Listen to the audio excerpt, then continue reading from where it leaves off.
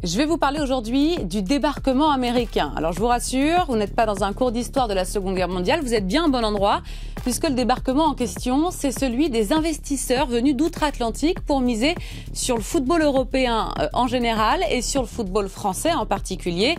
Des investissements qui, loin de sauver le ballon rond hexagonal, pourraient le mettre en péril.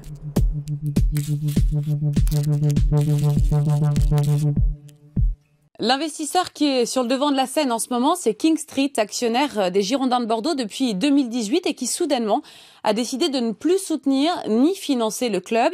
Les Girondins, qui sont toujours à la lutte pour leur maintien, se retrouvent donc placés sous protection du tribunal de commerce et ils vont devoir, dans le meilleur des cas, trouver un repreneur. Dans le pire des cas, ils risquent la liquidation et donc la rétrogradation administrative. C'est une catastrophe pour ce club légendaire du football français, 6 fois champion de France, au point que plusieurs anciens illustres joueurs du club ont tenu à réagir. Le très stoïque Zinedine Zidane, par exemple, a parlé de situations très désagréables. Ça ne me laisse pas du tout indifférent, et bien au contraire. Et c'est vrai que la situation n'est pas agréable.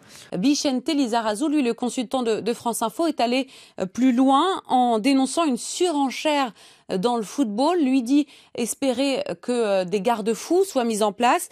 Et le plus virulent de tous, c'est Christophe Dugarry, qui dans l'équipe a exprimé, je cite, son soulagement que ces tocards se barrent. Bref, beaucoup de réactions de la part des observateurs qui dénoncent l'attitude anti-sportive de ces investisseurs américains et qui redoutent surtout que cette situation se propage à d'autres clubs français.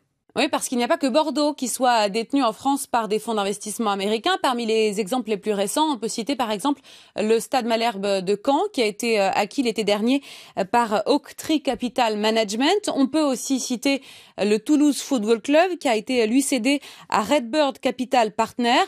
Des fonds qui ont rarement un visage, on ne sait pas vraiment qui est derrière. Ils se contentent de nommer un président, en général francophone, et d'investir et de surveiller les entrées et les sorties d'argent de ces clubs. Alors comment ces fonds d'investissement choisissent-ils leur cible? On l'a vu, ce ne sont pas forcément les plus grands clubs français qui sont visés, loin de là. Damien Comolli, le tout juste nommé président du TFC en septembre dernier, expliquait sur France Info que les investisseurs Redbird Capital avaient analysé 70 clubs européens en moins de 3 ans et en avaient visité plus de 30 en 25 mois. C'est dire si le fonds d'investissement était déterminé, c'est dire aussi si finalement le projet sportif n'était pas un projet coup de cœur, mais plutôt un projet financier.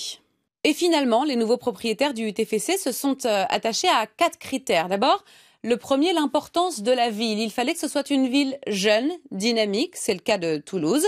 Deuxième critère, la qualité des infrastructures, un centre d'entraînement performant, un stade pas trop vieillissant. Troisième critère, le potentiel sportif du club. Toulouse venait certes d'être relégué en Ligue 2, mais pourrait, dès la saison prochaine, retrouver l'élite. Et puis le quatrième critère, et c'est sans doute le plus important, c'est la formation. Et selon un récent classement de la Fédération française de football, Toulouse, c'est le 8e centre de formation en France, tandis que le Stade Malherbe de Caen, donc lui aussi passé sous pavillon américain, est 7e. Et c'est très important. Pourquoi? Parce que qui dit bonne formation dit trading efficace. Le trading, c'est les recettes issues de la vente des joueurs et c'est aujourd'hui une part très importante du budget d'un club. La deuxième source de bénéfices pour un investisseur, et elle est presque plus sûre, ce sont les droits télévisés. Alors bien sûr, en France, on vient de vivre le fiasco de Mediapro, ces droits pourraient donc baisser, mais globalement, sur les dernières années, sur la dernière décennie, ce sont des recettes qui augmentent et qui continueront à augmenter. Alors je vous vois venir, vous allez me dire oui mais le trading ça existe aussi aux États-Unis, c'est vrai, et vous allez me dire aussi que les droits télé sont encore plus importants de l'autre côté de l'Atlantique, c'est vrai également, mais ces investisseurs en général n'ont pas les moyens de miser sur des clubs chez eux, tout simplement parce que le prix d'une franchise, par exemple dans le football américain ou dans le baseball, atteint des sommes colossales, des centaines de millions de dollars, voire le milliard de dollars pour certaines, et forcément nos clubs à nous, à côté, paraissent bon marché. Selon l'équipe, Redbird Capital aurait déboursé 20 millions d'euros seulement, entre guillemets, pour acheter le TFC. Mais l'actualité prouve malheureusement les limites de ce système, sans faire bien sûr de généralité à partir d'un seul cas. L'expérience révèle que ces investisseurs ne s'intéressent essentiellement qu'à la spéculation, que les titres importent peu finalement pour eux et que le point d'orgue de la saison, eh bien, ce sont les deux mercatos, celui d'hiver et celui d'été.